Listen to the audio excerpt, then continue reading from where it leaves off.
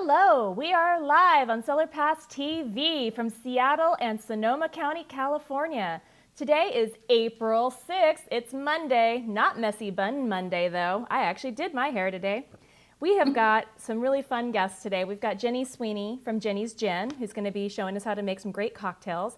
We've got Chris Sawyer, one of our great friends and an extraordinary sommelier. And we have Todd MacCulloch, who is a retired NBA player turned pinball wizard. So we are going to be in for a treat today. Get your glasses filled and let's start making some fun cocktails. Hold on while I get my panel back up where I can see them again. Hi, everybody. I'm sure you can see me. Hey, there we are. Yeah, hi. Hi, everybody. Glad you could be here. Thanks so much. So, Absolutely. Ginny is going to help me get started because I have an empty glass. Okay, So and it's way past 5 o'clock. It is way past 5 o'clock. Yeah, I should have started earlier, but I didn't. So let me get my shaker. I've got my shaker going here. All right. So you're going to need 2 ounces of Ginny's gin. This the stuff? That's the stuff. All right. 2 ounces of that. And then 1 ounce. Oh, thank you, Chris. You got it.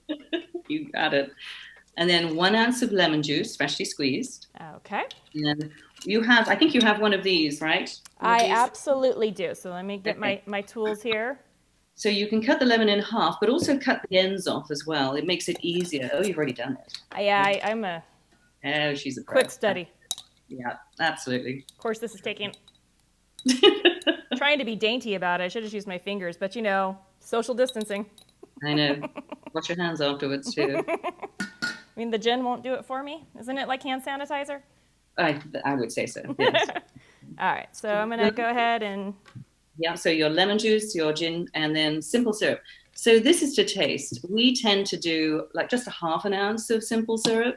Some people call for, 3/4, but I like the lemon. I like it fairly tart, so it's really up to you. Okay.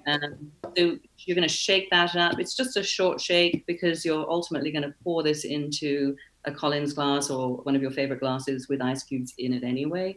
So you don't need to dilute it too much with the shaking. Okay. Yeah. All right. And the we are simple syruped up. All right. And what else do we got? So I got the gin. I got the juice. And gin juice. There you go. Shake it up. There you go. A few shakes. Perfect. All right. It's nice and cold. And so now done that before. Go into our glass right here. Yeah. Exactly. Perfect. And one of the things you can do, you're going to add a little club soda to that. But if you wanted to make it a little bit more exciting, you could make a French 75 and then you would top it up with bubbles. So whether that's champagne or sparkling wine. Well, yes, which you have. I believe you have some. Ta-da! So give me just a second. We'll make this one for our director extraordinaire after I have a sip. Oh, and we garnish, right? So So on the top, Collins, you're going to have the flag with your orange. There you go. And you can put a cherry in there as well if you like. Up to you. With the French 75, you're actually just going to strain it. Beautiful. Well done. Cheers. Oh, cheers, everybody. Oh, that's delicious. Pretty made. Clink, clink, clink, clink, clink. Cheers, everybody. Happy Monday. Oh, that's wonderful. Jonathan, you should have some. Okay. All right, so we'll move that one over here. And now we need bubbles, Jonathan. right? Okay. Yes. Just so happen to have one here. Perfect. Right there, too. Yeah, right here. This isn't working so well. All right. Give me a saber. It's so much easier. So with the premix, the gin, the lemon juice, and the simple syrup, you would just strain that into your coupe. I mean, not into a coupe, into a flute, your champagne glass. Flute. And then you'll just top it off with the bubbles. And ta-da! Pop. Okay. So it's actually named after the French 75 millimeter field gun that they used in the First World War. And I guess it packed a bit of a punch. So this cocktail does the same thing too. So, I never knew why that was called that. Yes, yeah. And your bubbles, and there you go. So with this one, you would garnish it with like a long lemon twist. Looks very elegant. And it's a really nice thing to do for a party, as a sort of entry, if you like. It gets everybody in the mood. Oh, you've already done that. I'm preaching to the choir here, aren't I? Hey, you've taught me a lot in my years. My favorite part of you living across the street were your gin and tonics and cocktail parties. So they would actually just show up at my house. They would just walk in, no knocking involved. If it was 5 o'clock, they would just walk in. And this was even before I got into the gin business. Cheers. Cheers. Cheers again. So this was beforehand. And so they'd come in and I would make them a gin and tonic. And because my gin and tonics tend to be fairly strong, I'm more of a sort of 2 parts gin to 2 parts tonic. I do 50-50. Or so, or whatever. Yeah. It's like goblets of gin and tonic. And so they named it. They said, we're coming over for our ginnies and tonic. Our Ginny's tonics. Yeah. Uh-huh. And they were perfect, always perfect. In fact, I swore I didn't like gin until I met Jenny. And she definitely changed my opinion on gin in general. So, thank you. Gin is definitely an acquired taste, and once you get to that level, you're never going to part with it for the rest of your life. I mean, it's amazing. When I wrote for WineX magazine back in the 90s, I kind of took over the spirits part of it, and then I went on to the San Francisco Chronicle to do that as well, and investigating the gins out there. And Ginny, I think that's the reason I like your gin so much is it's got its own botanical, mechanism. Tell us a little bit about that. Absolutely, yes. I mean, obviously, gin has to have the forward juniper. That's part of it. And we have some interesting botanicals. We use lemongrass, and the lemongrass all comes from our garden. And we chop it up. We pick it and chop it up that morning when it goes into the still. So I'll sort of talk you through the process, if you like, with the botanicals. So we start out with the juniper and the coriander, and we crack it. And we have a pretty small mill, and juniper is very resinous, so it does get a little clogged up. So it has to be cleaned. So it's a true labor of love. And then we take and we have to weigh out all the other botanicals. So there's 10 in total. So we've got the lemongrass, we've got the coriander, which is a quintessential gin botanical. For a little heat and spice, we have cube berries and grains of paradise, and we actually crack those open as well to release. What are grains of paradise? They're actually what's that all about? I know, right? So it's where can I find some? The reason it's called grains of paradise is that the unscrupulous spice traders, they wanted to get more money for it. So what they told people was that they were coming from the Garden of Eden, and they would ship them down and through the river and what have you. And so because it came from the Garden of Eden, they got grains of paradise, and so they got more money for them. It's all marketing. Oh, totally. Even back days. I love it. I know. It. So juniper, coriander, it gets cracked, and it actually we macerate it in the grape spirits for 24 hours, and then the next day we strain it. And then we put all the other botanicals, the 8 other botanicals, we hang them up in the helmet of the still for gentle vapor infusion. So it's like a tea bag, being infused through that. And we let that rest for about 3 weeks. And then with one final distillation, we marry. So this is the grape spirits and the botanical concentrate. And then we take the neutral grain spirits and we marry that. So it's sort of like a 3-step process. So that's the final distillation, if you like. The thing about it is, and I should mention this, it's actually a winemaker recipe. So as somebody that loves wine, I think you would appreciate the fact that it's much like crafting a fine wine. It's about balance and restraint, but also mouthfeel. And I think what the grape spirits bring is this really smooth, round, luscious mouthfeel, which people, I think, really appreciate. But also the fact that it's very smooth, very approachable. And as you were saying, gin can be an acquired taste. Yeah. And I've actually met quite a few people who say, I'm not a big gin fan, but then they mix this in their cocktail and they love it because it is so approachable. It's not, too piney. It's got a lot of other things going on, but very, very subtle as well. It's beautiful. It's like potpourri. I mean, it's just got so many aromatics going on. It's truly nice. And I'm so glad that, I've become, a fan of gin, not just yours. But it's great. It's such an easy spirit to work with, I find. One of our favorite cocktails, John and I, when we were first exploring gin and we still weren't quite sure what to do with it, we went to Tahoe for 4th of July one year. That's probably 6-7 years ago now. And we're like, what are we going to take? Let's take this bottle of gin. So we got this bottle of gin. And we didn't know what to do with it. And we had a bunch of stuff on the boat. And one thing in particular we had was a big old jug of limeade. Ooh. And we're like, all right. What the And heck? they are the best. And we had no name for it, but they were delicious. They've become some of our favorite cocktails of all time. So we called them Summertime Limes. There you go. And turns out they were gimlets all this time. And Put a little cucumber in there. It wouldn't be until many years later I was watching, I think I was prepping for like a 60s themed cocktail party, and I was looking at, retro cocktails, and I'm like, oh, look at that. This is a real cocktail. We've been making it for years. Well, and that's where the word limey came from, because, historically back in the day, the Royal Navy, they would, to obviously for scurvy, they had to have fresh limes or lemons or what have you. And that was expensive, and they also wouldn't last that long. So they came up with this Rose's lime juice. The original one was called something else, I think. And being British, of course, they had to figure out, well, that needed to go with gin, because we're going to make a cocktail out of this if we have to get our vitamin C.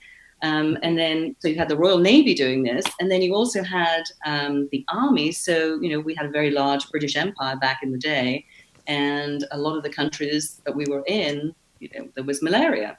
So that's where the tonic with the quinine, so they were given this ration of quinine, and again, they were like, ooh, that doesn't taste too good. So they put quinine together with sugar and gin, and that was the history behind the gin and tonic. Gin and tonic. So cool. Yes. Well, fun fact, actually, on that note.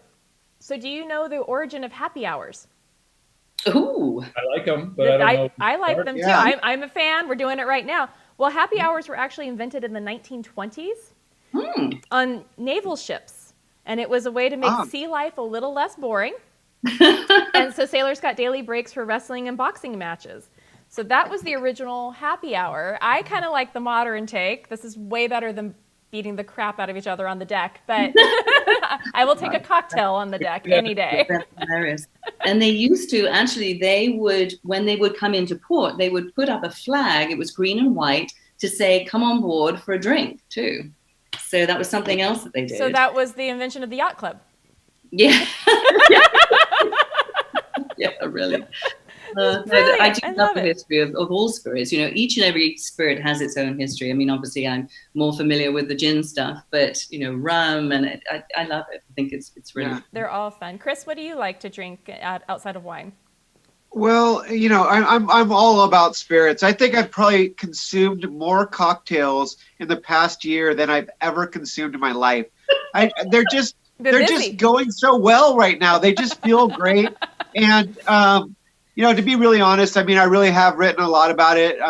Not only when I play pinball, but when I also do, just to get ready for the evening. It's such a great thing when you get to a great restaurant and you have a very nice cocktail, and you get to, talk with fun people, and the whole mood is set with cocktails. I'm enjoying cocktails more than ever right now, and I really think that's a great thing. And Ginny, I got to say one thing for you too. There are so many great restaurants in Sonoma County where I live that have and in Napa Valley too, that have your gin on their bars, and they do great cocktails with them. And I will say that French 75, Mario and John's in Petaluma, rocks with that one. Awesome. Done a great job, and it's on your website. So anyone that needs to find out more about Ginny's, amazing concoctions, these amazing cocktails. I mean, the Ginny Gin website is awesome, and I was like super excited because it had so many of the restaurants that I go to right there. The list is amazing, Fantastic. And I love the Ginny's Gin's website. In and of itself is gorgeous. The visual effects, the photography are just out of this world. It's actually probably one of the prettiest websites I've seen in a very long time. So congratulations on that. But it makes it so easy to find a cocktail that you want to drink because the imagery is so gorgeous, and you're just like, oh, I like that one. And and the recipe is there, and it's easy to follow. And of course, then you have where you can find these cocktails. And I think that's such a unique twist on a lot of the spirits websites, that you're actually paying homage back to the restaurant and the bartender that's featuring your cocktail. And that's amazing, because it's great to make it at home, and this is fun. Don't get me wrong. I am super happy drinking at home every day at whatever o'clock 30 it is. But eventually we're going to have to get back to real life, and getting out with humans and like dining again would be amazing. And getting dressed up for cocktail hour is actually something I dearly miss right now. I do get dressed up for our show, and sometimes I may even find myself putting on a cocktail dress and just vacuuming the house at this point. Anything goes. Whatever it takes. Yeah. Exactly. It's new times. There's no rules. But it is. So I think that's really amazing. I love your site. I love your product. Ginny, what made you want to get into being a craft distiller? Yeah, it's a great question, isn't it? So sometimes life throws you a curveball. And in this particular instance, my husband started making noises about saying that he was going to quit his job of 30 years in the wine business. And that's like earth-shattering. Yes, it was like expletive. What shall we do next? So I was actually sitting on the soccer sidelines watching our youngest son, Max, play soccer. And I was telling the crowd, anybody that would listen, basically, that I was looking for a job. And one of my girlfriends, after a while, she was thinking about this. And she's like, wait, Ginny. She's like, wait, Ginny, you're British. You've been drinking gin for decades. You have to meet these 5 winemaker friends of mine in Sonoma County who are distilling this amazing gin. So I'm like, hey, can't hurt, right? So I go to breakfast the first day with Scott, and then he introduces me to like the lead winemaker, if you like, and we have lunch. And they take me on as their brand ambassador. Talk about match made in heaven. I mean, it was the perfect job for me. Loved it. So I established that it was a really, really well-received gin. Napa and Sonoma, I was basically in and out of all these accounts, and they loved the gin. But I also, after a while, I'd walk in and they'd be like, oh, you're... And then after about 9 months, I get the fateful phone call between Christmas and New Year. And we were actually up in Tahoe. And basically it was, you're doing such a great job, well done, but we just can't afford to keep putting money into this venture. With success, you have to pile more money back in. And I think a couple of them were retiring. And so when I went to bed that night, first of all, it was nice to get the paycheck. But secondly, I realized that I didn't want to give up on the gin, first of all, but I just loved what I was doing, and I loved all the interaction. I've been a stay-at-home mum for a while, and I've been learning a lot. So I decide, after many sleepless nights and several spreadsheets, I go to my sons and I say, help me put together a PowerPoint presentation. So they teach me enough to be dangerous and walk away, typical teenage boys. And so I pitched the idea to some close friends who are also gin lovers and my husband. So the friends, they said, yes, we'll invest. We'll do it. But you need skin in the game. And my husband said, hell no, we're not getting in the booze business. So I was like, no. So that was at brunch. And then a few days later, I was having coffee in Santa Rosa with a girlfriend, telling her the story and crying into my coffee. And she said, Ginny, show me the presentation. And I had it on my laptop. So I showed it to her. I didn't pitch her or anything like that. She's like, I'll lend you your portion of the investment. So we were in business. So that's fantastic. Wow. So cheers. Cheers to that. And you can't really see it, but on the back label, it's actually a name cloud. And these are all the friends and family members that help make it happen. And underneath it says, it takes a village to raise a gin, which indeed it does. Came up with that about 3 o'clock in the morning with a nice one. And then my 3 sisters are on there. I have to pay homage to them because they were the ones that named me. So when my mother gave birth to yet another girl in her 40s, she gave the job of naming me to my 3 sisters who were all flying the nest. Such a great story. And you're such an inspiration to me anyway, and I hope to many, many other women and people all over. Everybody you meet, you light up every room. You are fantastic, super fun. And you make an amazing gin, which, thank you. No doubt. But what people don't necessarily know about you is that you are an avid swimmer. Oh yeah, she is, and she has swam the San Francisco Channel from Alcatraz, and through that. And I she was telling me she's training for it, and I'm like, you're nuts. That water You have to be a little nuts. That's freezing. Like you're gonna die. But she didn't. And you were just Alcatraz, right? You weren't trying to escape? No, she wasn't trying to escape. Well, maybe. Well, who knows? But she did it, and she's done it more than once, I believe. Yes, and she's got a great video online with Ginny's Gin where she actually does make a martini after swimming the channel, which is pretty fun. So if you have chance, go Google that one. It's super cute. But she's come up and visited us up here in Bainbridge, and she was just like, I'm gonna go for a swim, and out she goes, just right off the island. We're like, later, good luck. We've got the boat if you need us. But she's just absolutely fearless, and that's one thing that I've come to genuinely love about Ginny. And Thank you. And there's times that, you know, even in my own life where it's like I kind of have to go with, what would Ginny do? Ginny do? and to get through things. And she's just such an amazing woman. So Ginny, cheers to you. You are truly an inspiration to everybody. Cheers, everybody. Cheers, cheers, cheers. Cheers. Cheers around the dock here. I'm seeing if anybody's chatting. Nobody's chatting yet. But if you're watching, please put your questions online. We'd love to answer them. Todd.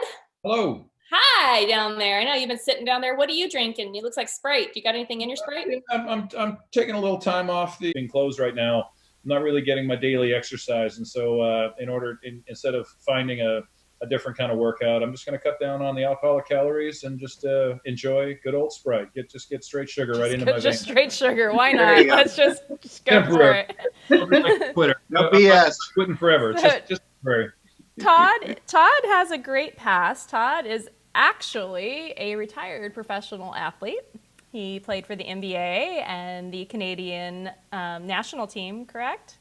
That's right. I played in the Sydney Olympics in the year 2000 with Team Canada, and it was a dream come true to play in the Olympics and to represent my country. I'm very proud to be Canadian, and I was very proud to represent the Philadelphia 76ers and the New Jersey Nets in my short career in the NBA. But it was a time I'll never forget. It's a great game, and I was lucky to be a part of some teams that were gelling, and so I got to play in the finals in 2001 with the Sixers. Unfortunately, we lost to the LA Lakers, and the next year I got to go to what a game.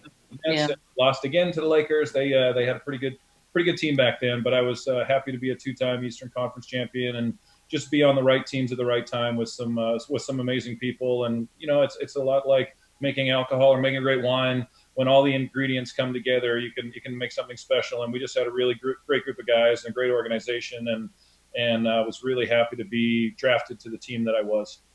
Yeah, and if you could let me just get in here too and interject on behalf of you, Todd. Todd is 7 feet tall, you guys. I mean, he looks small versus those pinball machines, but the man is tall. And I'm like, okay, butt cheeks, it's okay. But he's super fun, and it's just another blessing of why, you know, when we moved up here, we moved to Washington, because we actually liked the weather, believe it or not. But coming from Napa Valley, everybody goes, why did you move? Well, Todd, not the least of which. And it is so fun. He stands out. He does stand out. There's no doubt about that. But he is such a cool guy, and he loves pinball. And for his birthday this year, he invited us all over to go do whirly ball, which was a new skill I have learned in 2020. And we started off before that at a pinball arcade, of all things, naturally, which is just a short stroll from the whirly ball court. So once we are free to go, we have got to go do this again, because that was definitely an experience. But Todd, what inspired you, or as a child, like what was it about basketball that made you want to go that direction? I was tall and athletic, and so I grew up in Canada, and it's everybody's duty to play hockey in Canada, and you play as early as you can. So I think I started skating when I was 4, and then you play as long as you can. Some countries have military service. Canada has mandatory hockey service until you can't. I believe it. I really believe it. It got to be a little too much. When I turned 12, I think we had 81 practices and 81 games, which was very similar. An NBA season has 82 games, and so I was kind of burnt out by the time I was 12, and I decided, you know what, I'm not ready to be a professional athlete at this age. I want to play with my friends. I want to do other things. And so I quit hockey, and that opened up a whole bunch of time in my schedule to play badminton and volleyball and soccer and every other sport. That's where I wanted to be. And they said, okay, it's basketball season. We're gonna join the YBC Youth Basketball League from the YMCA. And I said, great. And I was tall, and I played all these other sports, and I had good footwork. And basketball just kind of it just kind of happened. And I wanted to be where my friends were at, and just kept on going. And next thing you know, you're in the NBA. So it helps to be 7 feet and to be athletic. It's a good combination, and it worked out for me. I would say that is definitely a good pairing for sure. I mentioned, hey, I used to play hockey at a high level, and he said, well, you got to skate with my guys. You want to skate with the Flyer? I was like, are you kidding me? That would be a dream come true. I wanted to be in the NHL. But I said, you know what? I haven't skated since I was 13. That's the last time I had a pair of size 13 skates. I now have a 19, and I don't have skates. Like, you don't worry about that. I'll figure it out. So he ordered up a pair of 19 special size skates for me. Wow. And then We call those skis in the United States, by the way. Nice. And had arranged, he'd asked the players, like, hey, one of our basketball players from the Sixers is coming off to practice. You guys want to wait around and do some drills? And I was super excited to go and skate with the Flyers, and it was going to be the realization of a dream. And unfortunately, we had come back from a road trip and started that season 0-4, and our coach was none too happy. And the longest and only time I've had maybe a 4-hour practice in my life was that day. A 2-hour practice got extended to 4 hours, and I missed my chance to skate with the Flyers. And so that was a bit of a bummer. But things happen. So I think if basketball didn't work out, I think hockey was going to be. Although you don't see a lot of 7-foot hockey players out there, it'd be a little dangerous, I think, to be this height. People would take your legs out. Seriously, I think shorter the better in hockey. In many respects. Did you get to keep the skates though, the 19s? I did. Yeah, I still have the skates. Yes. I want to see these. They're pretty ginormous. They were started as a 15 Bauer, and then we took them to a ski place, and they stretched them a few sizes. My wife and I went on a cruise, and one of these cruise ships had an ice skating rink, so I took them on that. Tried to skate recently, and I just was ankle bending. Might be done now. Well, good news. So much like whirly ball, there's a unique sport up here that is played in Tacoma, which is bumper cars on ice. Really? Ooh. We're going to have to go near you, get some friends together, go have some fun, because there's no other game quite like it. It is super fun, and practicing. We're just practicing, and that actually made me sore. Both John and I, the next day, were like, oh, what happened? And I'm like, oh, it was whirly ball practice. Yeah, you don't. That killed us. Yeah. It was good. Our youngest son has just started lacrosse, and he's really getting into it. He's got to talk to Tristan. Tristan's doing lacrosse too. Is he? Okay, good. We got to get these kids together. And our schools have just announced we are out. We're out this year, so we're just doing distance learning. Oh, wow. So the Elliman family can load up and quarantine on down the highway to California. And Come on down. Yeah, and turns out lacrosse can be socially distanced. So yes, we should do this for sure. What position does he play? He's on attack, I think, isn't he? It's very early days, so he's only played a couple of games. So, but he's a forward. But nice. Well, if Tristan's watching, he'll be chiming in. Oh, and Mimi Gayton says, hi, Jenny. She can't wait to connect with you. So we do have some chats coming in here. And Todd, what is your hobby that you like to do when you're not remembering basketball or pretending you can't skate anymore? Pinball. It's fun to just play. I play every night, and I am part of the Seattle Pinball League. And once a month, when social distancing is okay, we get together at someone's home, and we compete on the machines of whatever they have there. And I also play in the Bremerton Pinball League. I represent Bainbridge Brewing, and we have a squad there, and we have home games where other breweries in the Bremerton area come to us, and then other times we go to Bremerton and play them. So we have home and away, and that's a ton of fun. And I'm learning something new every day. I had no idea we had pinball leagues. Yeah, trilogy. So episode 4, episode 5, episode 6. And as you can see, there's kind of a screen there. So pinball has evolved. It's still the same physical game with a ball and the paddles, keeping it out of the drain. But now there's an LCD screen there that shows clips from the film. So you can kind of live along with your characters. You can play as Luke. You can play as Leia. You can play as R2-D2. Or you can play as really Han cool. Solo. Pick your character. And you've got the John Williams theme song. So it really immerses yourself in that universe or that galaxy. So that's one that I play every night. And it's always fun to blow up the Death Star. I'm like a big Wookiee. That is fantastic. So what's the multi-ball like on that one?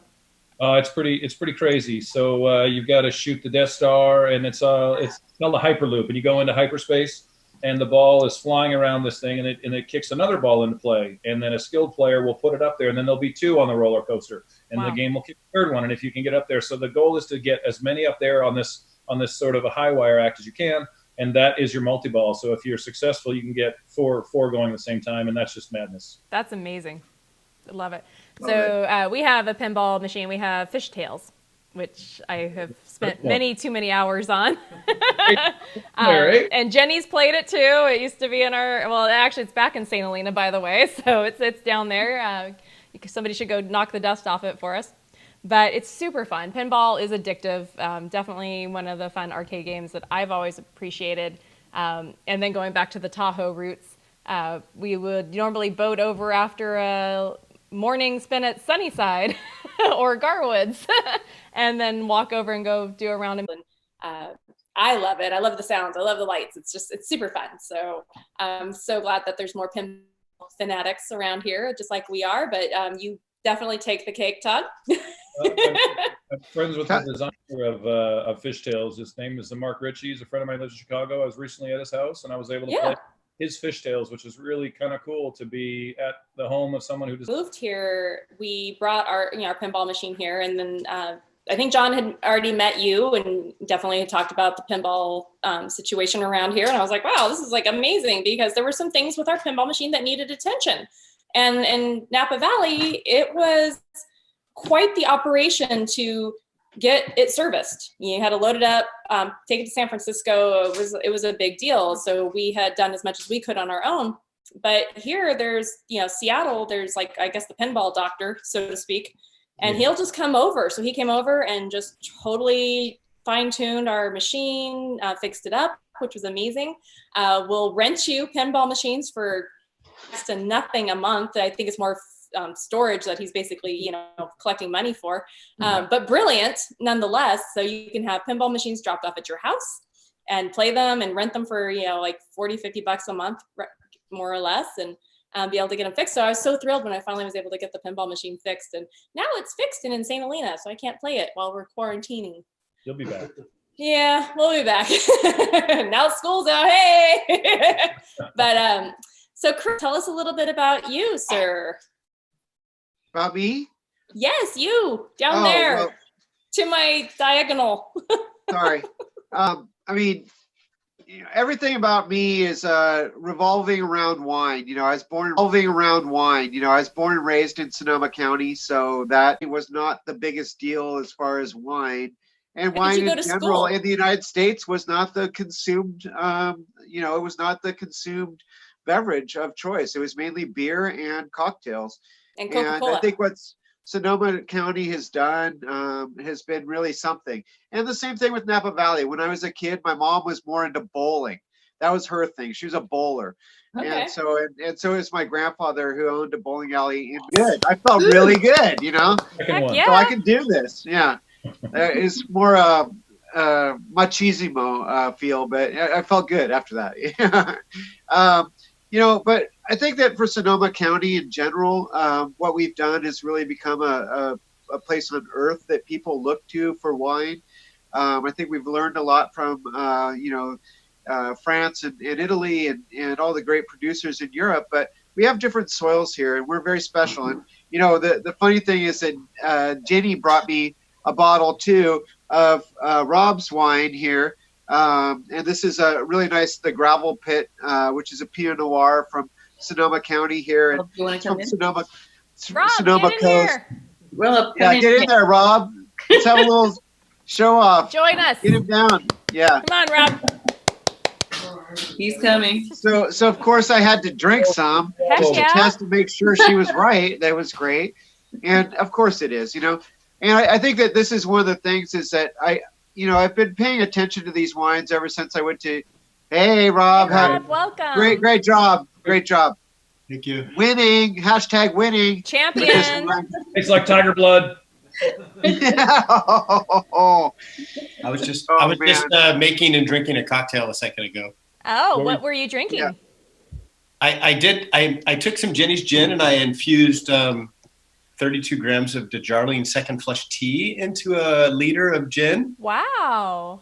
And then I milk washed it, and then I made an Arnold Palmer out of it, and it's hecka good. It's kind of like a rip on somebody else's recipe, but they did it with vodka, so then I did it with gin. And then they used honey syrup, and we made it, and it was disgusting. So then we tried simple syrup and doubled the amount of lemon, and it's amazing. Well, the key word in that is simple. So our boys are a little bit older, and so of course Tristan loved to hang out with him. We were going to go to Meadowood one day, and we asked, could we take Tristan? And you guys, of course, said yes. And so we went there. And, especially when he was younger, and I don't know now because I haven't seen him in so long, but he loved to tell stories. Well, he still does. He was in the pool, and I was like laying in the lounge chair, and he reached up and goes, "Hey, Rob, there's a skunk in the pool." And I went, "Yeah, huh?" I was like, "Sure," and he goes, "No, really," and I, out of the corner of my eye, I saw this like black and white tail. And I went, "Holy shit, there's a skunk in the pool." Tristan said, "I told you." Well, the next thing you knew, it was almost like Caddyshack when they yelled, "Duty, man!" People camped that pool like oh yeah, it was crazy. And then I think he had like probably eaten some like poison or something because he was just kind of like half alive, half dead. He was kind of rolling around in the pool. Yeah.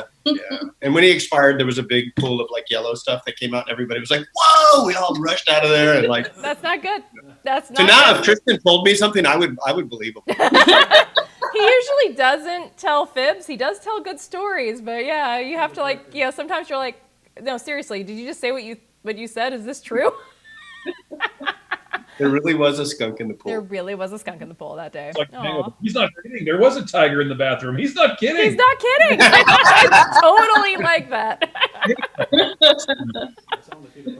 He's the skunk king. So I've got another Tristan. So, we typically go to Maui, in the fall. Now it's spring break because, we live in the Pacific Northwest, which not in Maui right now, so we're not there. But years ago, we did our family trip to Maui. And he was so obsessed with Spider-Man at that time. He had the Spider-Man lounger, the Spider-Man costume. And you guys remember, he wouldn't take that stuff off. He was always running around. He was Spider-Man. And so here in San Francisco International Airport, here is families going, "Oh, look, there's little Peter Parker." And that gives color and flavor to my story about there's a skunk in the pool and why I didn't look at first, right? And that backs it up right there. And I'm like, how did you do that? And then he also lost, I think that same year, a little Star Wars action figure in the pool at Maui. And so we went back the next year. But he had talked about it for the whole year. Like, I need to find my stormtrooper. I need to find my stormtrooper.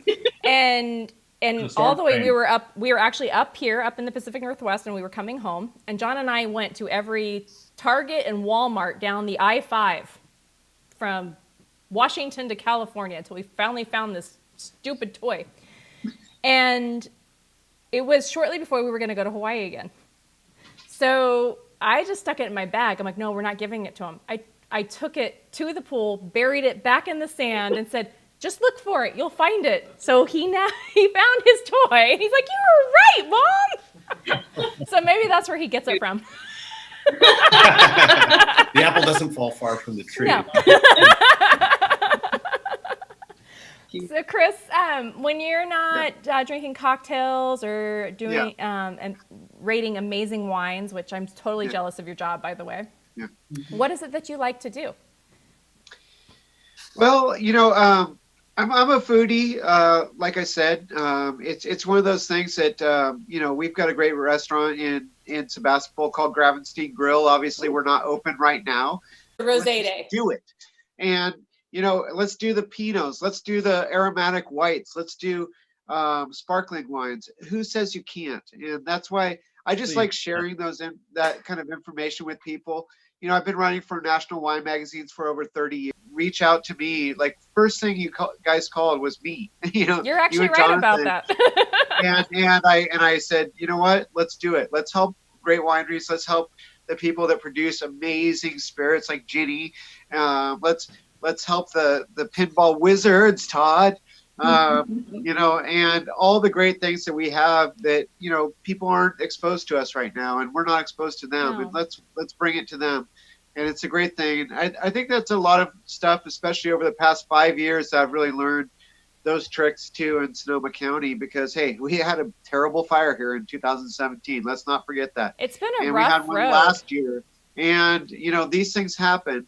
And I tend to get calls from great people that say, Chris, we really feel bad for this situation. How can you help us? Or what do you think about doing an auction? What do you think about doing this?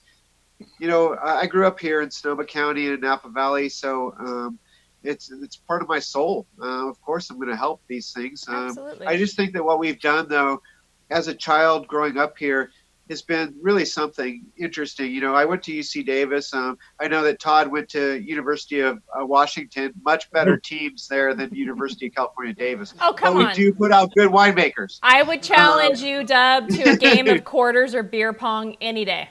That you get me into Mexicali, I will school you, girl.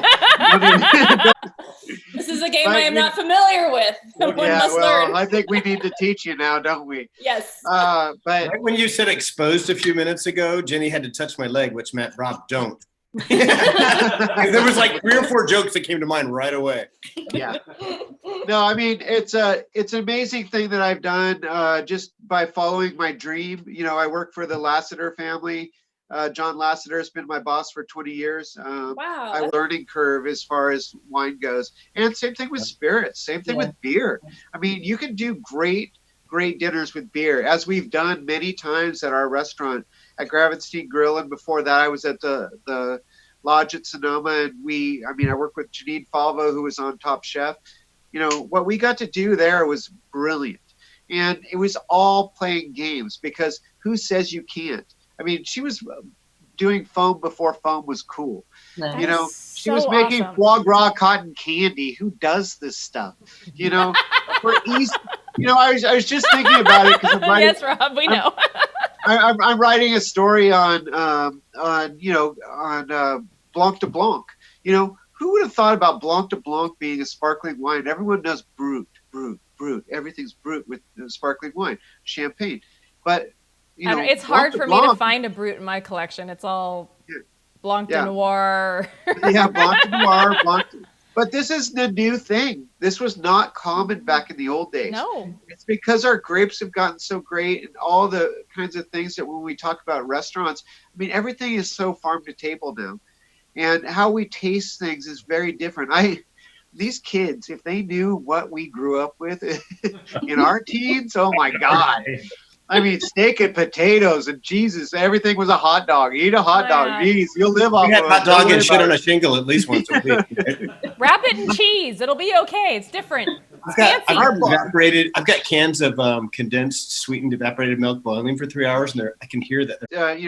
Rupert knows his sushi. I mean, he orders it, and he knows his sushi. Did you know it when you were 10 years old? No. I did not try sushi till I was probably in my almost 20s. Yeah, easy for me too.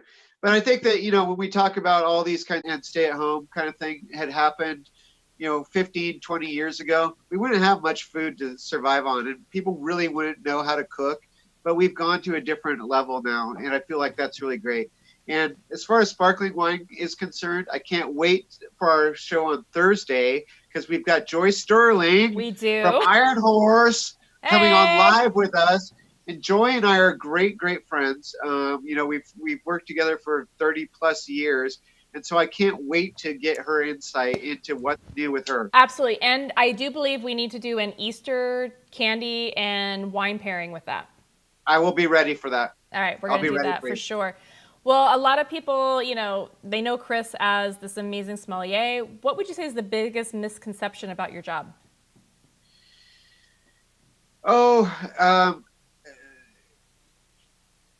Just that we're pricks, and Okay.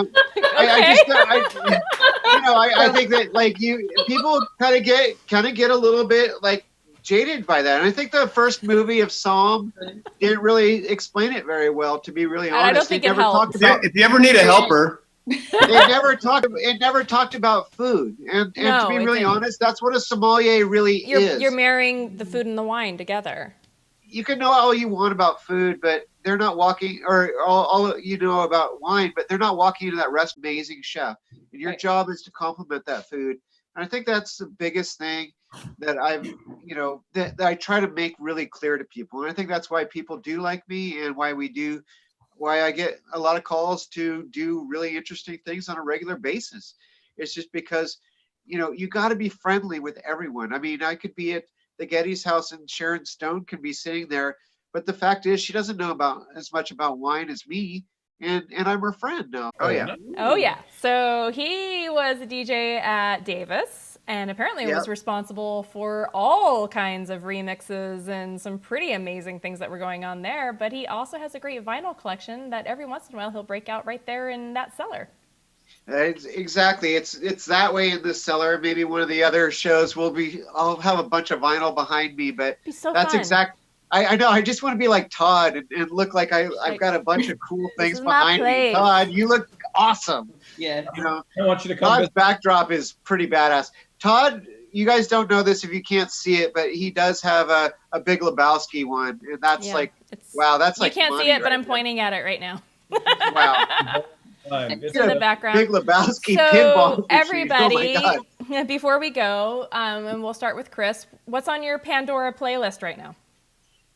Oh, Pandora playlist. Good question. You brought up Happy Hour, and I've been listening to a lot of Happy Mondays and those kinds of bands lately. But the House Martins are one of them, and they were the ones that really made that song really super popular in Britain. Ginny, you might know the House Martins. They were really great. But Coldplay has kind of gotten into me lately. Oh, yeah? And it's kind of weird. I'm going to blast it out on SawyerSom.com tomorrow. Okay. Is the video that they did in LA, which is really weird. And it's like with this older couple doing athletical, like they're doing this choreographed dance there. It's like they're kind of like acting like a backup. Get off the air. We got this. That's one thing, but I got my MTV, and that movie that I saw at the Napa Valley Film Festival this year was amazing too. So I'm always thinking, and that band is a hot band, Detroit, and man, I was so sad when I couldn't see that show a few weeks ago, but I'm cool. We They're got coming this. back. We got this. We got time. It's all called. My favorite word right now is postponed. It's postponed. Postponed. It's postponed. Postponed. It's not over. It's not done. Just Postponed. Just wait. We'll be back. Todd, what's on your Pandora playlist right now? I'm playing a lot of a band called the Bare Naked Ladies. You guys Oh familiar? yeah. Oh, yeah. Oh yeah. It's been 3 weeks. The big pinhead, and he's a big collector, and so we bonded over that. I met him at a pinball convention, and then we exchanged numbers, and we got some lunch, and I got home, and I got drunk at an auction here, and my 40th birthday was just coming up, and the auctioneer pulled out an acoustic guitar, and I was with my wife, and I was with my friends, and I just had a good buzz going. I felt really good, and I went home, and I drunk texted him that night. I'm like, Ed, I know you make an ungodly amount of money for private corporate appearances, deservedly so. You deserve every penny. But what's going to take to fly your ass out here and play some songs for my 40th send? And I'm like, unsend. Where is the unsend? Oh no! And And so he came out, did he? he did. He said, I'm in Scotland right now, but when I get home, let me check my schedule and let's do this. And I was like, what? So sometimes That's awesome. And right there, that's gravitas. And I love the guy, and I'm indebted to him forever. So it was a cool move on his part. And so I'm a Bare Naked Ladies, my favorite band ever now. That is now. That's fantastic. Jenny, what about you? So there are some silver linings from all of this, and I think we have to find the silver linings, and the lessons that are learned. Obviously, one of my silver linings is obviously to have the boys home, but to reconnect again with my 3 sisters who are in England, and we have a WhatsApp, and we've been Zooming and just laughing. And they grew up in the heyday. Their heyday was the 60s. So just sort of listening to some of that, being nostalgic, if you like. And then my other group of friends. Is to be able to spend more time with our families. Love it or hate it, we are all learning to reconnect. And how many times have you said, oh, I just wish I could spend more time with my children and more time with my family? Well, here it is, ladies and gentlemen. This is probably the only time we will have collectively as a whole world to do this. So embrace it for what it's worth. On my playlist right now is a very eclectic spread of Zach Brown Band, Johnny Cash, Little Shakira, and French cookie music. Which you have to check out that station. It's awesome. It's very like 60s pop meets French, and it's fun. we have a good time. Well, this is about all the time we have tonight, everybody. So I'm going to say my goodbyes for now. Thank you all so much for being here. We will be back on Thursday, April 9th, with Joy Sterling from Iron Horse Vineyards. And of course, Chris will be back with us to be continued on these amazing stories. And we're going to be pairing up some Easter candy with some fine Iron Horse wines and hearing what's going on in the Green Valley AVA. So we can't wait to see you again. Thank you, everybody, for being here. Cheers and have a wonderful evening. Thank you for having me. Cheers. Cheers. Cheers. Good night, everybody. Good night.